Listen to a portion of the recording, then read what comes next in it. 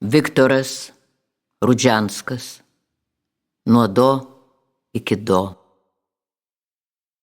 Citrinos žievelė nuslysta mano pirštai. Nuo do iki do. Nuo Jeruzalės lygi krasnuchos, lygi gerosios vilties, nevilties. Ledėtų šaligatvių sugaruojančią lavazą iš tavo rankų.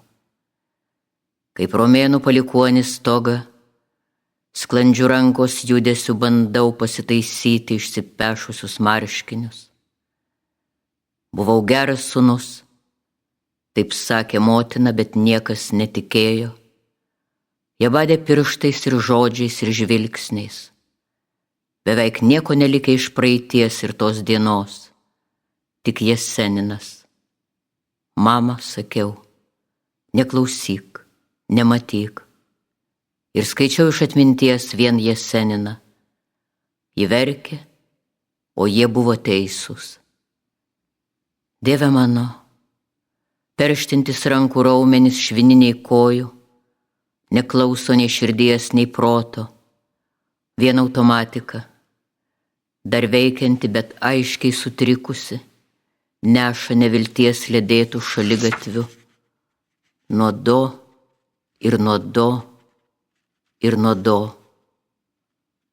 Vėjas taip skaudžiai taršo plaukus, lyg talžytų išretėjusias varno plunksnas. Kaip gerai, kad manęs dabar nematai, mama. Vietoje eilėraščių širdyje absorbuota Jesenino kulka. Šūvio garsas kasnakt nuskamba krasnuchoje ir neveda kelias į Jeruzalę. Marškiniai tvarkingi lyg prieš agoniją. Mano kojos prie gerosios vilties spardo ledus pakeliui į kavinę, kur barbariškais gurkšniais išgersiu lavazą ir paslysiu ant citrino žievelės. Kaip tai proziška, mama. Gerai, kad manęs dabar nematai. O aš regiu veik nematomus vaizduotėje bėgančius pirštus nuo do iki.